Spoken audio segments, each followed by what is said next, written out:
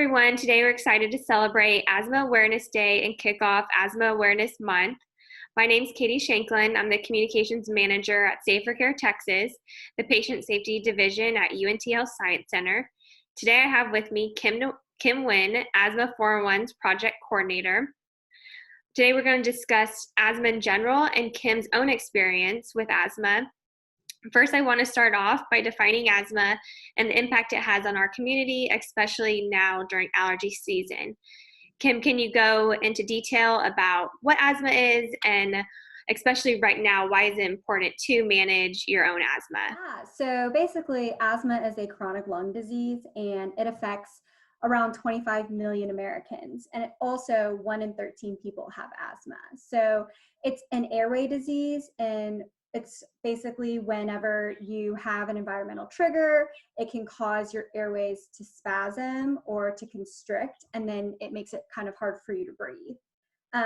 Of course, during allergy season right now, it is prime allergy time and prime asthma time, just because a lot of these environmental triggers that are the things that can cause you to have an asthma attack are super high right now in the environment. Thanks, Kim. Also, I know that you suffer with asthma yourself, and you know a lot about asthma being our Asthma 411 coordinator, but I was wondering if you could elaborate on when you were diagnosed with asthma and how did you deal with it growing up? I was actually diagnosed with asthma at birth. Basically, when I was born, I had a lot of respiratory complications, and then they didn't formally diagnose me with asthma until I was about 2 years old, which is usually when someone is typically diagnosed. Okay. But for me, growing up, it was just a lot of having to be aware of my own body and kind of figuring out what were the things that were causing me to have asthma attacks or asthma symptoms, and how to avoid that or how to kind of control my asthma. Being diagnosed when you were a baby, at what age did you start managing your own asthma and were kind of under control where you didn't have to rely on your parents or your doctor, where you actually could understand what was going on with your body and what you needed to do to control your asthma?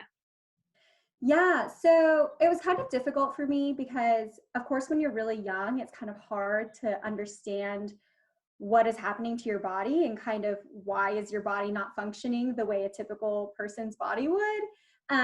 So the biggest thing for me was when I started getting really involved in sports in around middle school, my doctor kind of broke it down and was like, these are the things that you really need to avoid, or this is what you need to do medication wise so that you can still be active and still have fun without struggling to breathe and kind of without having all of those asthma symptoms. So that was really important for me and my parents also to kind of gradually ease me into being in charge of my own body. And it was a lot of kind of learning back and forth and realizing, oh, I have this responsibility for my own body instead of relying on someone else to be responsible for me. But I would say around middle school, I think some people are really good and they do it earlier the more involved they are. I think I always had an understanding, but to kind of be on my own and to be aware was definitely around middle school.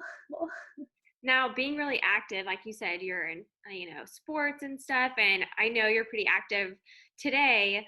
What has your asthma affected that? And have you not been able to do certain activities because of your asthma? So you could kind of elaborate on your activity. Yeah, so I danced all pretty much when I was really young, and I danced all the way through college. So that is a really active thing. And of course, I work out on the day-to-day basis nowadays.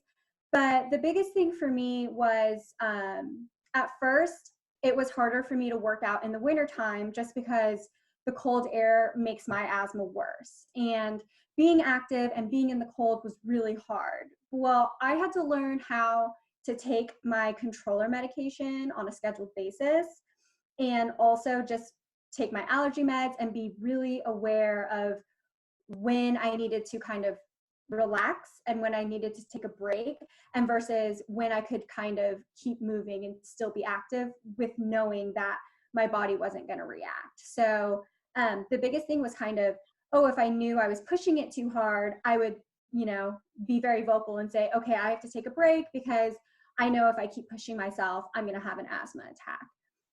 But the biggest thing is I had to learn to take my controller medication every day, and it was really hard when you're young and you just kind of forget. It's not fun. I can only imagine. That does not sound fun. Yeah, but then you get used to it, and it was something that I realized that it made me feel better, and so I now it's kind of a routine. I wake up in the morning, I take all the medications I need, and then right before I go to bed. So I've kind of got a really good routine now to where I can work out and I can run and I can go on hikes, being in the environment, and I won't get triggered, which is a huge thing.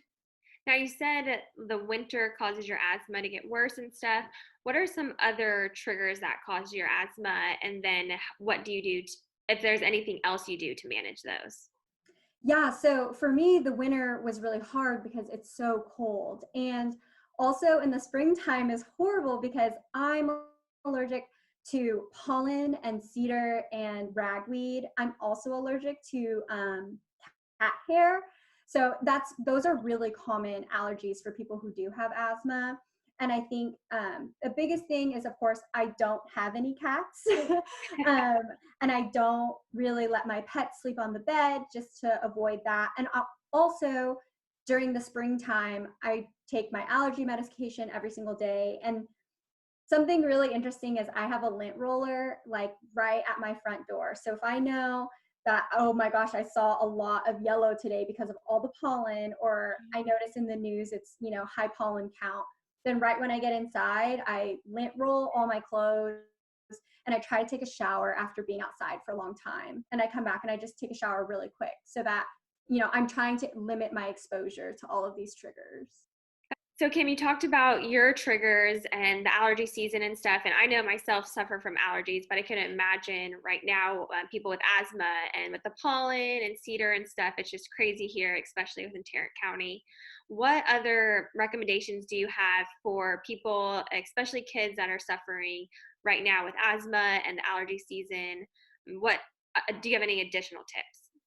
Yeah, so I would say that if they notice that their asthma is getting worse, to definitely contact their physician, their primary care physician, or whoever they go to, and keep up to date with kind of what their routine is. So they should constantly be updating their doctor if they realize their asthma is getting better or worse, regardless, so that maybe he can make some medication adjustments or talk about some potential new exposures that they have in their life. So that's always really important. I think it also is really important to make sure that they limit their exposures to the things they know they're allergic to or to the things they know might cause a trigger, so cause an asthma attack.